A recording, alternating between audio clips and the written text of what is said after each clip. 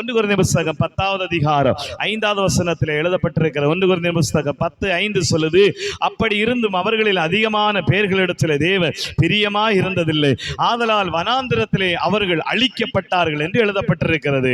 கர்த்தருக்கு ஸ்தோத்திரம். பைபிள் சொல்லுது, அப்படி இருந்தும் அவர்களில் அதிகமான பேரிடத்திலே தேவன் பிரியமாய் இருந்ததில்லை, ஆதலால் வனாந்திரத்தில் அவர்கள் அழிக்கப்பட்டார்கள். ஆண்டவருடைய வார்த்தை சொல்லுகிறது, வனாந்திரத்தில் இஸ்ரவேலர்கள் அழிக்கப்பட்டார்கள். அதனுடைய சில காரியங்களை கடந்த வாரங்களிலே நாம் தியானித்து வருகிறோம். அங்கே சொல்லப்பட்டிருக்கிற காரியங்களில் கடைசியாய் ஒரு காரியத்தை நாம் பார்த்தோம். அவர்களுடைய முறுமுறுப்பு, 10வது வசனம் சொல்லுகிறது, அவர்களில் சிலர் முறுமுறுத்து சங்காரக்காரனாலே அழிக்கப்பட்டார்கள், அதுபோல நீங்களும் முறுமுறுக்காதிருங்கள்.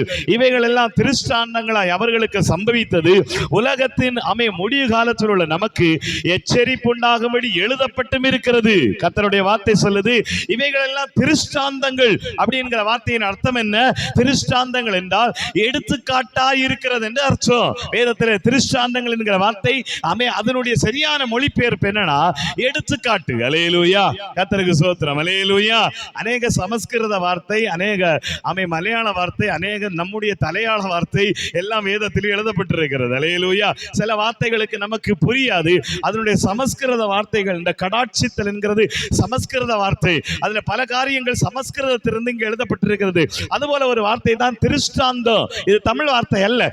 இந்த திருஷ்டாந்தத்துக்கு சரியான அர்த்தம் என்னன்னா எடுத்துக்காட்டு. அப்போ எடுத்துக்காட்டாய் இவைகள் எழுதப்பட்டிருக்கிறது. கடைசி காலத்தில் இருக்கிற அதில் எழுதப்பட்டிருக்க பாருங்க, முடிவு காலத்தில் உள்ள நமக்கு எச்சரிப்பு உண்டாகும்படி எழுதப்பட்டும் இருக்கிறது.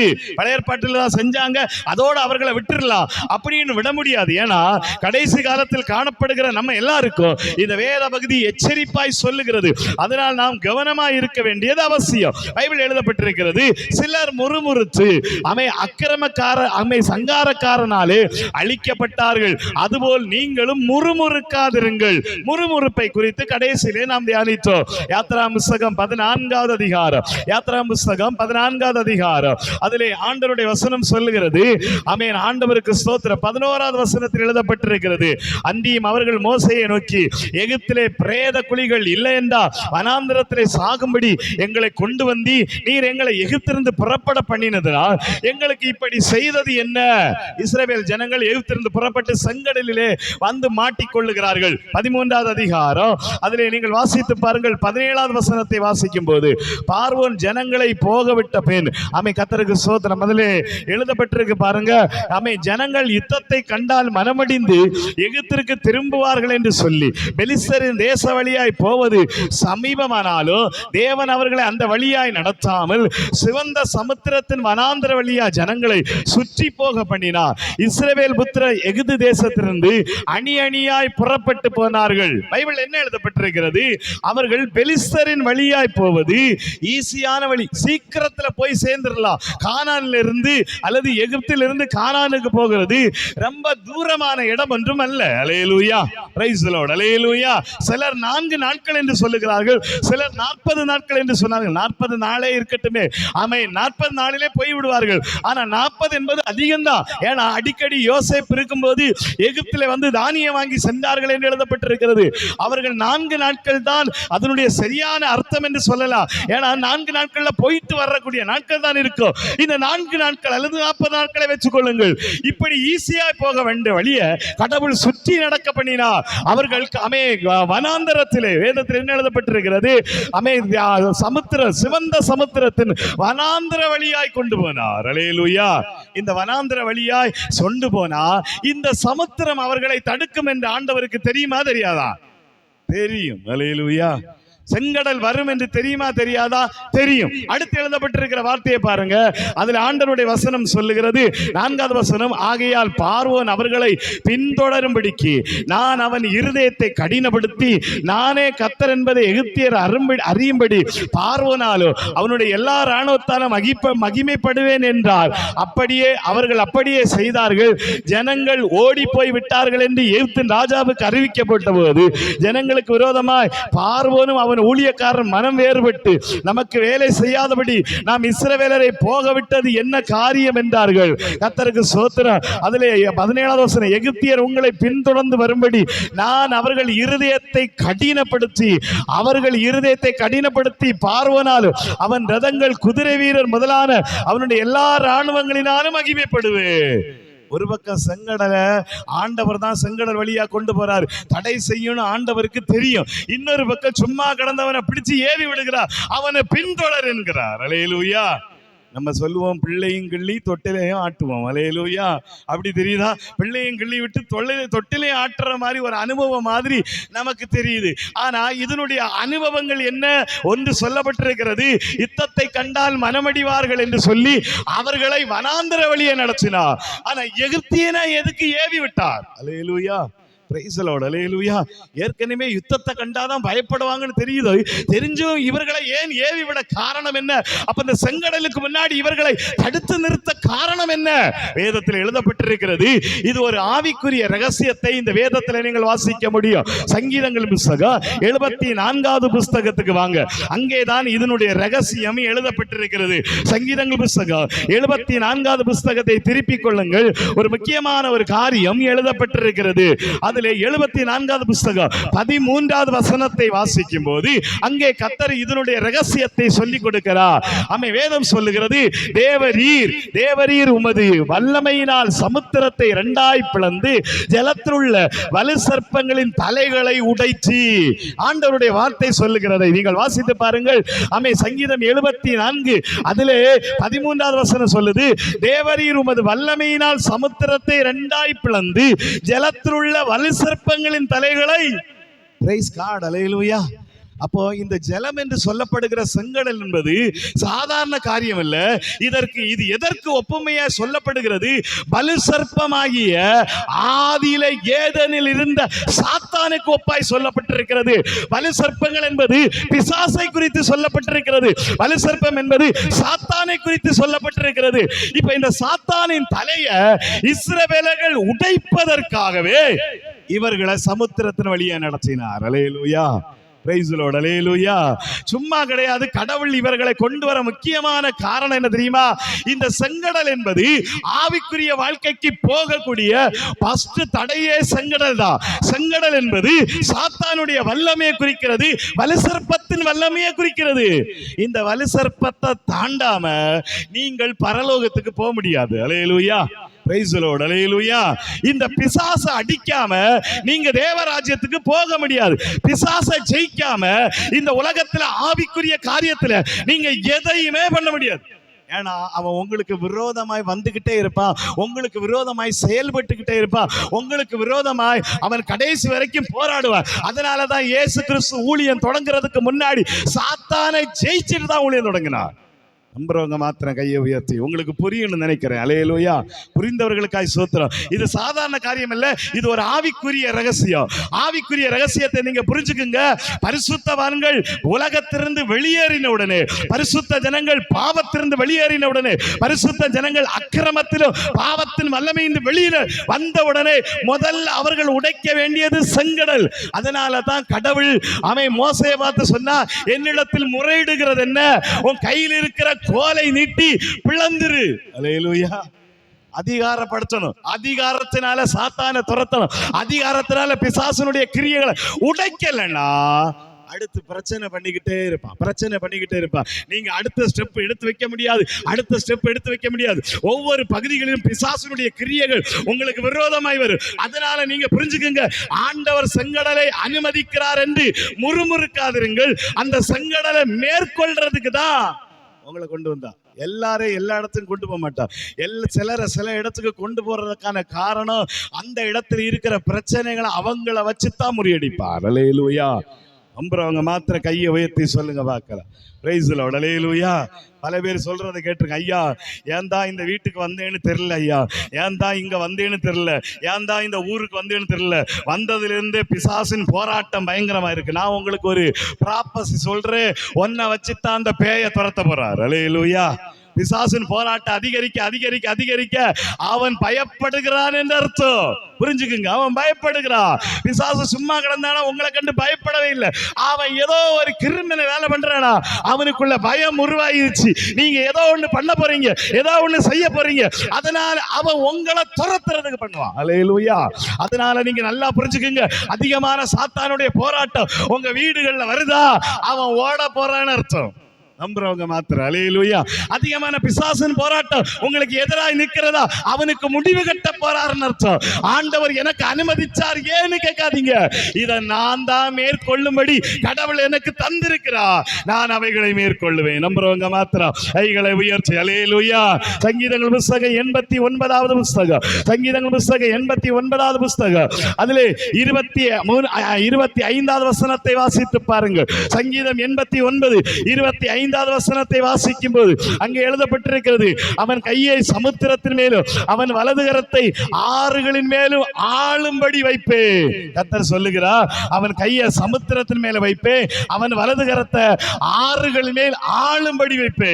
கடவுள் நமக்கு ஆளுகையின் அதிகாரத்தை தந்திருக்கிறார். அதனால தான் மோசேட்ட ஆண்டவர் சொன்னா, நீ என்னிடத்தில் முறையிடுகிறது என்ன, அமே நீ ஜனங்களை போ என்று சொல்லு. அவங்க காலடி வைக்கும் போது, அவங்க அந்த சமுத்திரத்தில் இறங்கும் போது பிசாசனுடைய தலைகள் உடைக்கப்படும், பிசாசனுடைய கிரியைகள் உடைக்கப்படும். அவர்கள் ஜெபிக்க ஆரம்பிக்கும் போது, அவர்கள் உபவாசம் பண்ணும் போது, அவர்கள் ஆராதிக்கும் போது சாத்தான் ஓடுவான். நம்புறவங்க மாத்திரம் ஆமென் அல்லேலூயா. அதனால என் வீட்டுல இவ்வளவு பிரச்சனை, என் வீட்டை மாத்தட்டான்னு கேட்காதீங்க அல்லேலூயா. பல பேர் சொல்றதை நான் கேட்டிருக்கேன். நிறைய பேர் என்கிட்ட சொல்லுவாங்க, ஐயா வீட்டில் ஒரே பிரச்சனை, வீட்டை மாற்ற போறேன். ஐயா வீட்டை மாத்தினாலும் சரிதான், நாட்டை மாத்தினாலும் சரிதான், மாநிலத்தை மாத்தினாலும் சரிதான், மாவட்டத்தை மாத்தினாலும் சரிதான், அமெரிக்காவுக்கு போனாலும் எப்படா சாவோ நாம் பார்த்துட்டு இருக்கேன். அல்லேலூயா. அங்க போனவங்க பல பேர் சொல்றாங்க, ஐயா மேல இருந்து அப்படியே பாஞ்சு போகுதியா குண்டு. அல்லேலூயா. ஏவுகணை ட்ரோன் எல்லாம் பறந்துட்டு போகுது, இதுக்கு நான் பேசாம நட்டாலத்திலேயே நெல்வேலியே ஒளிச்சு கிடந்திருப்பேன், இருக்க கஞ்சி வெள்ளத்தை குடிச்சுக்கிட்டு பேசாம கிடப்பேன். அல்லேலூயா. சோத்திர. எங்க போனாலும் பிரச்சனை இருக்கு, எங்க போனாலும் போராட்டம் இருக்கு. அந்த அதிகாரத்தை கடவுள் தந்ததுனால நீங்க மேற்கொள்வீங்க. பக்கத்துல உங்களை கையை பிடிச்சிட்டு நல்ல தைரியமா சொல்லுங்க, வீட்டுல பிசாசு வந்து பயப்படாதீங்க, சாத்தான் போராடுகிறான்னு பயப்படாதீங்க, உங்களுக்கு எதிராக பிசாசு பல பிரச்சனைகளை கொண்டு வரான்னு பயப்படாதீங்க. அவைகளை மேற்கொள்ள அதிகாரத்தை கடவுள் ஆல்ரெடி உங்களுக்கு தந்துட்டா. நம்பினா மட்டும் கையை தட்டி ஆண்டவருக்கு நன்றி சொல்லுங்க. நம்பினா மட்டும் கையை தட்டி ஆண்டவருக்கு சொல்லுங்க. தாவீது வந்து சொல்லுகிறான், தாவீது வந்து சொல்லுகிறார், சிங்கத்தின் கைக்கு கரடியின் கைக்கு தப்புவித்த கர்த்தர் இந்த கோலியாத்தின் கைக்கு என்ன தப்புவிப்பா. சிங்கம் வரும்போது தாவீது ஓடி போய் வீட்டுல ஒளிச்சிருந்தா, கரடி வரும்போது ஓடி போய் ஒளிச்சிருந்தா, கோலியாத்துக்கு முன்னாடி இப்படி தைரியமா பேசியிருக்க மாட்டான். அல்லேலூயா. அப்ப கடவுள் உங்களுக்கு அனுமதிக்கிற எல்லாமே நீங்கள் அவைகளை கிடித்து எறிவதற்கா, அந்த தடைகளை உடைப்பதற்கா, அந்த போராட்டத்தை மேற்கொள்ள மேற்கொள்ள மேற்கொள்ள உங்களுக்கு அதிகாரம் பெருகிட்டே இருக்கும். அல்லேலூயா. அதனால கர்த்தர் சொல்றாரு, நீங்கள் செங்கடலை பிளப்பதற்கு சாத்தானுடைய வல்லமை தடை. அடுத்து பாருங்க, யோர்தான் வருது. யோசுவா புஸ்தகத்தை திருப்பிக் கொள்ளுங்க. ஆமே, யோசுவா புஸ்தகத்தை திருப்பிக் கொள்ளுங்க. அதுல ஆண்டவருடைய வசனம் சொல்லுகிறது பாருங்க. யோசுவா புஸ்தகத்தை நீங்கள் வாசிக்கும் போது, யோர்தான் அவர்களுக்கு விரோதமாய் வரும்போது 3வது அதிகாரத்தில் எழுதப்பட்டிருக்கிறது. ஆமே, ஆண்டவருடைய வசனம் 3வது அதிகாரம் 5. யோசுவா ஜனங்களை நோக்கி, உங்களை பரிசுத்தப்படுத்திக் கொள்ளுங்கள், நாளைக்கு கர்த்தர் உங்கள் நடுவிலே அற்புதங்களை செய்வார். அடுத்து தொடர்ந்து வாசித்தீங்களா, ஆமே, யோர்தான் அறுப்பு காலம் முழுவதும் 15வது வசனம், கரை புரண்டு போ, பெட்டியை சுமக்கிற ஆசாரியரின் கால்கள் தண்ணீரின் ஓரத்தில் பட்டவுடனே வேதம் சொல்லுது, மேலிருந்து ஓடி வருகிற தண்ணீர் நின்று போனது என்று எழுதப்பட்டிருக்கிறது. உடன்படிக்கை பெட்டியை தூக்கிட்டு போற ஆசாரியருடைய கால்கள், உள்ளங்கால்கள் இந்த யோர்தான்ல பட்டவுடனே ஆமே, வேதம் சொல்லுது, யோர்தான் 2ஆய் பிளந்து போனது. அதற்கு ஒரே ஒரு காரியத்தை தான் சொன்னாரு, பரிசுத்தப்படுத்துங்க. எரிகோ வரும்போது என்ன சொல்லுகிறார்? யோசுவா புஸ்தகத்தை திருப்பிக் கொள்ளுங்க. எரிகோ வரும்போது கர்த்தருடைய வார்த்தை என்ன சொல்லுது? ஆமே, 20வது வசனம் சொல்லுது, எக்காலங்களை ஊதுகையில் ஜனங்கள் ஆர்ப்பரித்தார்கள், எக்கால சத்தத்தை ஜனங்கள் கேட்டு மகா ஆரவாரத்தோட முழங்குகையில் அலங்கம் இடிந்து விழுந்தது. கைகளை ஒரு விசை கூட தட்டி ஆண்டவருக்கு நன்றி சொல்லுங்க. Price the Lord. ஆமே, ஆர்ப்பரிப்பு என்பது சும்மா கிடையாது, ஆராதனை என்பது சும்மா கிடையாது. ஆமேன். தேவனை சத்தம் போட்டு ஆராதித்தல் ஆமேன் நமக்கு விடுதலைகளை கொண்டு வரும். யாரெல்லாம் நம்புறீங்க? உங்க வீட்டுல நீங்க ஜெபம் பண்ணீங்கன்னா, ஆமேன், ஜெபம் என்பது வேற, ஆராதனை என்பது வேற. அல்லேலூயா. எப்பவுமே புரிஞ்சுக்கணும், ஜெபம் என்பது ரகசியமாய் பண்ண வேண்டியது. சரியா? ரகசியமாய் பண்ண வேண்டியது. அதை போய் பரசியமாய் பண்ணாதிருங்கள். அல்லேலூயா. ரகசியமா பண்ணுங்க. ஆராதனை வந்துச்சுன்னா யாரையும் பார்க்காதீங்க, கர்த்தரை உயர்த்துங்க. அல்லேலூயா. உங்க அலங்கத்தை இடிக்கிறது ஆர்ப்பரிப்பு. ஆர்ப்பரிப்பு தான் இடிக்கும். ஆமா, சும்மா கிடந்து வாயை மூடிட்டு கையை கட்டிட்டு இருந்தேன்னா உங்களுக்கு அலங்கம் இடியாது. அலங்கம் அப்படித்தான் இருக்கும். என்றைக்கு நீங்கள் ஆர்ப்பரிக்கிறீங்களோ, அதான் உங்களுக்கு கையை தட்ட சொல்றேன், சத்தம் போட சொல்றேன், ஆண்டவரை உயர்த்த சொல்றதுக்கான காரணம் அது ஆர்ப்பரிப்பின் சத்தம். அந்த ஆர்ப்பரிப்பில ஈஸியா நீங்க சாத்தானை மேற்கொள்ளலாம். நம்புறவங்க மாத்திரம் கைகளை உயர்த்தி சொல்லுங்க பார்க்கலாம். அல்லேலூயா. அப்ப யோர்தானை தடுக்கிறதுக்கு, எரிகோவை உடைக்கிறதுக்கு வழி ஈஸியா முடிச்சு. செங்கடலை யாரெல்லாம் தாண்டுறீங்களோ நீங்க யோர்தானை பிளப்பதும் எரிகோவை பிளப்பதும் ஈஸி. அல்லேலூயா. அதுக்குதான் ஆண்டவர் முதல்ல சாத்தானை கொடுத்துட்டார். இவனை நீ அடிச்சிட்டானா வாழ்க்கையில ஃபுல்லா பாஸ் ஆயிடுவேன். பக்கத்துல கையை பிடிச்சு சொல்லுங்க, இவனை அடிச்சிட்டாங்களா? சொல்ல மாட்டீங்களே. இவனை அடிச்சுட்டா வாழ்க்கையில பெரிய காரியங்களை செஞ்சிருவீங்க. அல்லேலூயா. அதுல தானே இருக்கு நமக்கு பிரச்சனை. அல்லேலூயா. முதல்ல வர ஆள்கிட்டே நாம தோத்து போய் ஏன் இந்த மனுஷனை ஏன் தலையில கட்டினீர்? அல்லேலூயா. அந்த மனுஷனை காப்பாத்துறதுக்கு தான் கட்டி வச்சாரு. அல்லேலூயா. இருக்கீங்களா? இவ்வளவு போய் என் தலையில கட்டினீரே, இவளை ரட்சிக்கிறதுக்கு தான் ஆண்டவர். இந்த குடும்பத்துல போய் என்ன நடத்தினீரு? அல்லேலூயா. அந்த குடும்பத்தை மீட்கிறதுக்கு தான் ஒன்னு அனுப்பி இருக்கிறார். நம்புறவங்க மாத்திரம் எதையுமே பாசிட்டிவா சிந்திங்க, எதையுமே பாசிட்டிவா சிந்திங்க. அல்லேலூயா. கரங்களை வைத்து சொல்லுங்க பார்க்கலாம் சத்தமா. அல்லேலூயா. கைகளை வைத்து சொல்லுங்க பார்க்கலாம். அல்லேலூயா. இன்னும் சத்தமாய் சொல்லுங்க பார்க்கலாம். அல்லேலூயா. மறைவான கண்ணிகளை கர்த்தர் வெளிப்படுத்தி தடைகளை உடைக்கிறார். அதனால உங்களுக்கு பிரச்சனை வரும்போது முறுமுறுக்காதிருங்க. அடுத்தது லேவியர் யாத்திராகம புஸ்தகத்தை திருப்பிக் கொள்ளுங்கள். ஆண்டவருடைய வசனம் சொல்லுகிறது, யாத்திராகம புஸ்தகத்தை திருப்பிக் கொள்ளுங்கள். அதுல 16வது அதிகாரம் சொல்லுது, அவர்களுக்கு சாப்பாடு இல்லாத போது. 16வது அதிகாரம் 2-3. அந்த வனாந்திரத்திலே இஸ்ரவேல் புத்திரராகிய சபையார் எல்லாரும் மோசேக்கும் ஆரோனுக்கும் விரோதமாய் முறுமுறுத்து, நாங்கள் இறைச்சி பாத்திரங்கள் அண்டையில் உட்கார்ந்து அப்பத்தை திருப்தியாக சாப்பிட்ட எகிப்து தேசத்திலே கர்த்தரின் கையால் செத்து போனோமானால் தாவிலை இந்த கூட்டம் முழுவதையும் பட்டினியினால் கொல்லும்படி நீங்கள் எங்களை புறப்பட பண்ணி இந்த வனாந்திரத்தில் அழைத்து கொண்டு வந்தீர்களே என்று அவர்களிடத்தில் சொன்னார்கள். கர்த்தருக்கு ஸ்தோத்திரம். சாப்பாட்டு பிரச்சனை வந்த உடனே இவர்கள் அழுகிறார்கள். அடுத்து நீங்க வாசித்து பாத்தீங்கன்னா 17வது அதிகாரத்திலே தண்ணி இல்லாத போது அவர்கள் மறுபடியும் முறுமுறுக்கிறார்கள். கர்த்தருக்கு ஸ்தோத்திரம். 17வது அதிகாரம் 2. அப்பொழுது ஜனங்கள் மோசேயோட வாதாடி, நாங்கள் குடிக்கிறதுக்கு எங்களுக்கு தண்ணி தர வேண்டும் என்றார்கள். அதற்கு மோசே, எங்களோட ஏன் வாதாடுகிறீர்கள்? கர்த்தரை ஏன் பரீட்சை பார்க்கிறீர்கள்? ஆண்டவருடைய வசனம் சொல்லுது, சாப்பாடும் தண்ணியும் குறைபடும் போது இவர்களுக்கு பிரச்சனை வந்துருச்சு. அல்லேலூயா. அன்னம் தண்ணி ஆகாரம் தருவது கடவுளுடைய வேலை. Praise God. அதை பெற்றுக்கொள்றதுக்கு நம்முடைய ஜெபமும் நம்முடைய விசுவாசமும் தான் முக்கியம். கடவுள் நம்மை அழைத்தாருன்னா கடவுள் நிச்சயமாய் நடத்துவா. நம்ம ஜெபம் பண்ண வேண்டியது அவசியம் இருக்கிறது, நாம விசுவாசிக்க வேண்டியது அவசியம் இருக்கிறது. இவைகள் எல்லாம் நமக்கு ஆசீர்வாதத்தை கொண்டு வரும். உங்களுக்கு குறைபாடுகள் வருதுன்னா முழங்கால் போடுங்க, ஜெபம் பண்ணுங்க, விசுவாசிங்க, உங்க வீட்டுக்கு வரும். அல்லேலூயா. Praise the lord. அல்லேலூயா. ஜெபம் பண்ணி பழகினவர்களுக்கு வரும், இல்லைன்னா வராது. அல்லேலூயா. ஜெபங்கள் எவ்வளவு அதிகரிக்கணும், எவ்வளவு ஆண்டவருடைய சமூகத்தில் நீங்கள் காத்திருக்கணும். ஜெபமும் விசுவாசமும் தான் தேவனிடத்தில் அற்புதங்களை கொண்டு வரும். கடவுள் உங்களை நடத்தி போற வழியில ஜெபத்தை விட்டுறாதீங்க, விசுவாசத்தை விட்டுறாதீங்க. இவைகள் உங்களுக்கு அற்புதத்தை கொண்டு வரும். தயவு செய்து முறுமுறுக்காதிருங்கள். அல்லேலூயா. தண்ணி இல்லையா, சாப்பாடு இல்லையா, வேலை இல்லையா, திருமணம் இல்லையா, குழந்தை இல்லையா, அற்புதம் இல்லையா, அடையாளம் இல்லையா, அவ்வளவும் ஜெபத்தினாலே நடக்கும் என்பதை நீங்கள் அறியணும். Praise God. அல்லேலூயா. கடவுள் நமக்கு எதையுமே குறைவு வைப்பேன் என்று சொல்லவே இல்லை. வேதத்தில் எங்காவது குறை வச்சிருக்கிறாரா? கர்த்தரை தேடுகிறவர்களுக்கோ ஒரு நன்மை மட்டும் குறைபடும். அப்படித்தானே? Praise the lord. அப்படித்தானேமா? கர்த்தரை தேடுகிறவர்களுக்கோ ஒரு நன்மை குறைபடும். அப்படி இருக்கா? அப்புறம் என்ன இருக்கு? ஒரு நன்மையும் குறைபடாது. உங்க வாழ்க்கையில ஒரு நன்மையும் குறைபடாது. உங்க வாழ்க்கையில அற்புதங்களை கடவுள் செய்வார். அதனால தயவு செஞ்சு குறைகள் வரும்போது தயவு செஞ்சு புரிஞ்சுக்குங்க, ஆண்டவர் உங்களை நடத்துவார், விசுவாசிங்க. அல்லேலூயா. அடுத்தபடியா என்னாகம புஸ்தகத்தை திருப்பிக் கொள்ளுங்கள். அதிலே 16வது அதிகாரத்துக்கு திருப்பிக் கொள்ளுங்கள். என்னாகம புஸ்தகம் 16வது அதிகாரத்திலே இங்கே ஒரு முறுமுறுப்பு வருகிறதை நீங்கள் வாசிக்க முடியும். திருப்பிக் கொள்ளுங்கள். என்னாகம புஸ்தகம் 16வது அதிகாரம் அதுல ஒன்றாவது வசனத்திலிருந்து வாசிக்கிற லேவிக்கு பிறந்த கோகாத்தின் குமாரனாகிய இட்சோராவின் மகன் கோராக் என்பவர் ரூபம் வம்சத்தாரில் உள்ள எலியாவின் குமாரனாகிய நாத்தானே அபிராமையும் பெலேத்தின் குமாரனையும் ஓனையும் கூட்டிக் கொண்டு இஸ்ரவேல் புத்திரரில் சபைக்கு தலைவர்களும் சங்கத்திற்கு அழைக்கப்பட்டவர்களுமான பிரபலமானவர்களாகிய 250 பேர்களோடு கூட மோசைக்கு முன்பாக எழும்பி மோசைக்கும் ஆரோனுக்கும் விரோதமாய் கூட்டம் கூடி அவர்களை நோக்கி, நீங்கள் மிஞ்சி போகிறீர்கள், சபையார் எல்லாரும் பரிசுத்தமானவர்கள், கர்த்தர் அவர்கள் நடுவில் இருக்கிறாரே, இப்படி இருக்க கர்த்தருடைய சபைக்கு மேலாய் உங்களை ஏன் உயர்த்துகிறீர்கள்? இங்க ஒரு பெரிய கூட்டம் எழும்புது. என்ன கூட்டம்னா, கோகாத் என்கிறவனுடைய மகன் கோராக், கோகாத் என்கிற குமாரனுடைய மகன் கோராக். இந்த கோராக் என்கிறவன் ரூபன் வம்சத்தாரில் உள்ள தாத்தானை அழைக்கிறார், அபிராமை அழைக்கிறார், பேலத்தின் குமாரனாகிய ஓனை அழைக்கிறார். 250 பேரை சேர்த்து கூட்டம் கூடி மோசேக்கு விரோதமாய் ஆரோனுக்கு விரோதமாய் செயல்படுகிறார்கள். இங்க செயல்படுகிற இந்த முக்கியமான நோக்கம் என்ன தெரியுமா?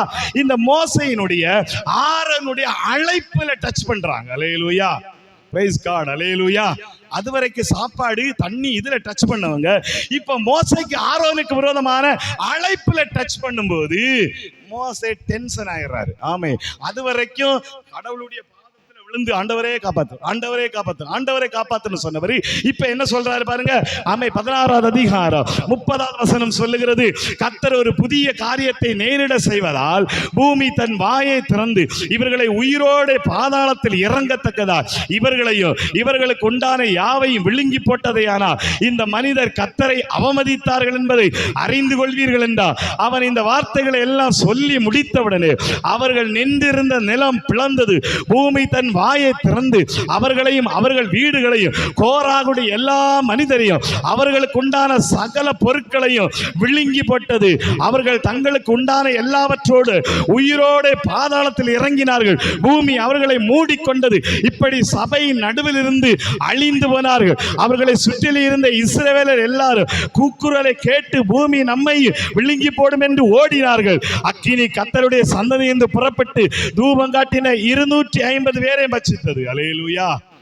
பைபிள் எழுதப்பட்டிருக்கு, கோராகு, நாத்தான், தாத்தான், அபிராம் மோசேக்கு விரோதமாக எழும்பின அவ்வளவு பேரையும் பூமி பிளந்து அவ்வளவு பேரும் உள்ள போயிட்டாங்க. அல்லேலூயா. எப்படி போனாங்களா? உயிரோடு போனாங்க, சாகல. பூமி ஓப்பன் ஆயிடுச்சு, அவ்வளவு பேரும் உள்ள போய் மண்ணுக்கடியில போகல. எங்க போனாங்களா? பாதாளத்தில் இறங்கினார்களாம். பைபிள் எழுதப்பட்டு எவ்வளவு பெரிய கொடுமை பாருங்க. ஆண்டவருக்கு ஸ்தோத்திரம். அதில் ஆண்டவருடைய வசனம் சொல்லுது, அவர்கள் பூமி அவமதித்தார். ஆண்டவருடைய வசனம் சொல்லுது, பூமி தன் வாயை திறந்து அவர்களை சகல பொருட்களையும் விழுங்கி கொண்டது, அவர்கள் சபையின் அழிந்து போனார்கள். ஆண்டவருடைய வசனம் சொல்லுது, அவர்களை பிளந்து பூமி அப்படியே பாதாளத்துக்குள்ள கொண்டு போயிருச்சு. அல்லேலூயா. நேரடியா பாதாளத்துக்கு போகக்கூடிய அனுபவத்தை பெற்றார். கர்த்தருக்கு ஸ்தோத்திரம். மோசே அதுவரைக்கும் அமைதியா இருந்தா, ஆனா மோசேயுடைய அழைப்பை டச் பண்ணும்போது ஆண்டவர் ஒரு பெரிய காரியத்தை செஞ்சா அவலத்தை வேற அழிச்சு போட்டார். அல்லேலூயா. முறுமுறுக்கிறத குறித்து ரொம்ப கவனமா இருக்கணும். முறுமுறுப்பதை குறித்து ரொம்ப எச்சரிக்கையா இருக்கணும். ஏன்னா இவர்கள் முறுமுறுத்ததுனா இவருடைய வாழ்க்கையில பூமி அவர்களை மூடி போட்டது என்று எழுதப்பட்டிருக்கிறது. கர்த்தருக்கு ஸ்தோத்திரம். அப்படியே ஆண்டவருடைய வசனம் 26வது அதிகாரத்தை திருப்பிக் கொள்ளுங்கள். 26வது அதிகாரத்தை திருப்பிக் கொள்ளுங்கள். அதில் ஆண்டவருடைய வசனத்தை வாசித்து பாருங்கள். 9வது வசனம் 10வது வசனம் சொல்லுகிறது, எலியாபின் குமார நேமுவேல், தாத்தான், அபிராம் என்பவர்கள் இந்த தாத்தான் அபிராம் என்பவர்களை சபையில் பெயர் பெற்றவர்களாய் இருந்து கர்த்தருக்கு விரோதமாய் போராட்டம் பண்ணி கோராகின் கூட்டார்களாகி மோசேக்கும் ஆரோனுக்கும் விரோதமாய் விவாதம் பண்ணினார்கள். பூமி தன் வாயை திறந்து அவர்களையும் கோராகையும் விழுங்கினதினால் அக்கினி 250 பேரை பட்சித்ததினால் அந்த கூட்டத்தார் செத்து ஒரு அடையாளமானார்கள். கர்த்தருடைய வார்த்தை சொல்லுகிறது, கடவுள் எல்லா நேரங்களிலும் பொறுமையா இருப்பதில்லை. கடவுள் தன்னுடைய பொறுமையை விட்டு விலகும் போது பூமி பிளக்க ஆரம்பிக்குது. அவர்களை மொத்தமாய் அழித்து போட்டது. அல்லேலூயா. Praise the lord. அல்லேலூயா. இதற்கு முக்கியமான காரணம் யாரு? கோராகுன்னு சொல்லப்பட்டிருக்கிறது. அதில் நீங்கள் வாசித்து பாருங்கள். 16வது அதிகாரம் 1வது வசனம் சொல்லுது, லேவிக்கு பிறந்த கோகாத்தின் குமாரனாகிய இட்சோரின் மகன் கோராகு. அல்லேலூயா. கைகளை உயர்த்தி சொல்லுங்க. அல்லேலூயா. கோராகு அவளத்தையும் கூட்டான், நாத்தாப், அபியா 250 பேரை பூமி அப்படியே பட்சித்து போட்டது. கர்த்தருக்கு அல்லேலூயா. ஆபத்து வருதா? அந்த ஆபத்தை உருவாக்குகிற முறுமுறுப்பின் இடத்தை விட்டு ஓடிருங்க. அல்லேலூயா. எல்லாருக்கும் உங்க விசுவாசம் தெரியாது, எல்லாருக்கும் ஆண்டவருடைய நடத்துதல் புரியாது. முறுமுறுக்கிற ஜனங்களை விட்டு விலகி ஓடிருங்க. கடவுளுடைய செய்கைகளை அறியாத ஜனங்களை விட்டு விலகி போயிருங்க. இல்லைன்னா நமக்கு பிரச்சனை. விலகி போனதுனால இவர்களை சபையில பாடகர்களாய் கடவுள் ஏற்படுத்தினா. நம்புறவங்க மாத்திரம் கைகளை உயர்த்தி சொல்லுங்க பார்க்கலாம். அல்லேலூயா. ஆண்டவருடைய வசனம் தெளிவாய் சொல்லுகிறது, சில இடங்களை விட்டு விலகி போவது அவசியம். என்னாகம புத்தகம் 14வது அதிகாரம், என்னாகம புத்தகம் 14வது அதிகாரத்தை திருப்பிக் கொள்ளுங்கள். அதிலே எழுதப்பட்டிருக்கிற வார்த்தை என்ன சொல்லுது? 14வது அதிகாரத்தை திருப்பிக் கொள்ளுங்கள். 13வது அதிகாரத்தின் கடைசி வசனத்தை வாசிக்கிறேன். இஸ்ரவேலர்கள் கானானுக்குள் போறதுக்கு முன்னாடி 12 பேர் அனுப்புறாங்க. 12 பேர்ல 10 பேர் வந்து துர்ச்செய்தியை வெளிப்படுத்துகிறார்கள். 14வது அதிகாரம் 14, 13, 33வது வசனம் சொல்லுது, அங்கே ராட்சத பிறவியான ஏனாக்கின் குமாரராகிய ராட்சதரையும் கண்டு நாங்கள் எங்கள் பார்வைக்கு வெட்டுக்கிளிகளை போல் இருந்தோம், அவர்கள் பார்வைக்கும் அப்படியே இருந்தோம் என்று சொல்லி இப்படி இஸ்ரவேல் புத்திரருக்குள்ளே தாங்கள் சுற்றி பரப்பி வந்த தேசத்தை குறித்து துர்ச்செய்தி பரம்ப செய்தார்கள். அப்பொழுது சபையார் எல்லாரும் கூக்குரலிட்டு புலம்பினார்கள். ஜனங்கள் அன்று ரா முழுதும் அழுது கொண்டிருந்தார்கள். இஸ்ரவேல் புத்திரர் எல்லாரும் மோசைக்கும் ஆரோனுக்கு விரோதமாக முறுமுறுத்தார்கள். சபையார் எல்லாரும் அவர்களை நோக்கி, எகிப்திலே செத்து போனமானால் நலம். அல்லேலூயா. 10 பேர் வந்து சொன்ன தவறான காரியத்தை நம்பி லட்சக்கணக்கான ஜனங்கள் சொன்னாங்க, நாங்க அங்க போக மாட்டோம், எகிப்துக்கு திரும்புவோம். அடுத்த வசனத்தை நீங்க வாசித்து பாருங்க. 4, பின்பு அவர்கள் நாம் ஒரு தலைவனை ஏற்படுத்தி கொண்டு எகிப்துக்கு திரும்பி போவோம் வாருங்கள் என்று ஒருவரோடு ஒருவர் சொல்லிக் கொண்டார்கள். காலேபு யோசுவாவும் எழும்பி இல்ல, அந்த தேசம் நமக்கு நல்ல தேசம்னு சொல்லும் போது 11வது வசனம் சொல்லுது, கர்த்தர் அதுல 10வது வசனம் சொல்லுது, அப்பொழுது அவர்கள் மேல் கல்லெறிய வேண்டும் என்று சபையார் எல்லாரும் சொன்னார்கள். உடனே கர்த்தருடைய மகிமை ஆசரிப்பு கூடாரத்தில் இஸ்ரவேல் புத்திரர் எல்லாருக்கும் முன்பாய் காணப்பட்டது. கைகளை உயர்த்தி ஆமென். அல்லேலூயா. ஒரு கூட்ட ஜனம் சொல்றாங்க, 10 பேர் வந்து சொல்றாங்க அந்த தேசத்துக்கு போண்டா, ஏனாக்கின் புத்திரர் இருக்கிறாங்க, கொன்றுவாங்க. 2 பேர் சொல்றாங்க போலாம், கடவுள் நம்மோடு இருக்கிறார். ஆனா 10 பேர் சொன்ன வார்த்தைகளை நம்பி போனதுனால, போவேன்னு நினைச்சதுனால அவ்வளவு பேரையும் கடவுள் வனாந்திரத்தில் கொண்டு போட்டார். அல்லேலூயா. ஏதோ ஒரு மனிதனுடைய அவிசுவாசம், ஏதோ ஒரு மனிதனுடைய முறுமுறுப்பு உங்களை டச் பண்ணுனா உங்களுக்கு பிரச்சனை. Praise the lord. அல்லேலூயா. பரலோகத்தை குறித்தும் ஆண்டவருடைய ராஜ்யத்தை குறித்தும் அறியாத ஒரு மனிதன் தேவனுடைய செயல்பாடுகளையும் தேவனுடைய வெளிப்பாடுகளையும் தேவனுடைய நடத்துதலையும் அறியாமல் முறுமுறுக்கிறானா, தயவு செஞ்சு அவங்க கூட சேராதீங்க. Price the lord. அல்லேலூயா. அவனை விட்டு விலகி போங்கள் என்று கர்த்தருடைய வார்த்தை தெளிவாய் சொல்லுகிறது. அந்த கூட்டத்தை விட்டு விலகி போனால் நீங்கள் தப்புவீர்கள், கூட்டத்தை விட்டு விலகி போனால் நீங்கள் ஆசீர்வதிக்கப்படுவீர்கள். சொந்த குமாரர்களே அந்த கூட்டத்தை விட்டு விலகி போய் கடவுளால் பயன்படுத்தப்பட்டார்கள். அல்லேலூயா. Price God. அல்லேலூயா. சில நேரங்களிலே ஜெபம் பண்ண மாட்டாங்க, ஆராதிக்க மாட்டார்கள், ஆண்டவரை தேட மாட்டார்கள், தேவனுடைய வழி நடத்துதல்களை அறிய மாட்டார்கள். அப்படிப்பட்டவர்களோடு அவர்கள் முறுமுறுக்க ஆரம்பிக்கும் போது தயவு செய்து அவர்களோடு இடைப்படாதிருங்கள். அல்லேலூயா. கடவுள் ஏன் அனுமதிக்கிறா, எதற்கு அனுமதிக்கிறா என்பதை புரிஞ்சுக்கிட்டீங்கன்னா பரலோகத்துக்கு போயிருவீங்க. எதுவுமே தெரியாதவர்கள் என்ன சொல்லுவாங்க, இவ்வளவு நேரம் ஜெபம் பண்ற, இவ்வளவு நேரம் பைபிள் படிக்கிற, இவ்வளவு நாள் சபைக்கு வர்ற, உபவாச கூட்டத்துக்கெல்லாம் வர்ற, உனக்கு என்ன நடந்துச்சு? Price the Lord. உனக்கு என்ன நடந்தது? ஒரு வீடு கூட இல்லையே, ஒரு ஆசீர்வாதம் கூட இல்லையே, ஒரு வேலை கூட இல்லையே, ஒரு திருமணமே நடக்கலையே. கர்த்தர் செய்வா. தகுந்த நேரத்தில் கடவுள் நமக்கு ஆசீர்வாதங்களை தருவதற்கு வல்லவராக இருக்கிறார். அதனால அவிசுவாசம் உள்ள முறுமுறுக்கிறவர்கள், வசனத்தை தெரியாதவர்களோடு சேராதிருங்கள், அவருடைய முறுமுறுப்புக்கு இடைபடாதிருங்கள், உங்களை காத்து கொள்ளுங்கள். அல்லேலூயா. பைபிள் சொல்லுது, யோசுவாவும் காலேபும் எழுதி சொன்னாங்க, அந்த இடத்துல நாங்க போவோம், கடவுள் நம்மை கொண்டு போவார். கர்த்தர் யோசுவாவின் காலேபின் குடும்பத்தை மட்டும் அங்க கொண்டு போனார். அல்லேலூயா. இவர்கள் யாரையெல்லாம் கொல்லுவார்கள் அப்படின்னு நினைச்சாங்களோ அந்த 20 வயதுக்கு மேற்பட்ட எல்லா ஜனங்களும் கானானுக்குள் போவார்கள். கர்த்தருக்கு ஸ்தோத்திரம். அல்லேலூயா. மற்றவர்கள் எல்லாம் வனாந்தரத்திலே அழிந்து தீர்ந்தார்கள். இன்னைக்கு கர்த்தர் உங்களை பார்த்து சொல்லுகிறா, யாரையும் பார்க்காதீங்க, எதையும் பார்க்காதீங்க, கடவுள் உங்களை நடத்துற வழியில போய்கிட்டே இருங்க, கடவுள் உங்களை ஆசீர்வதிப்பார்.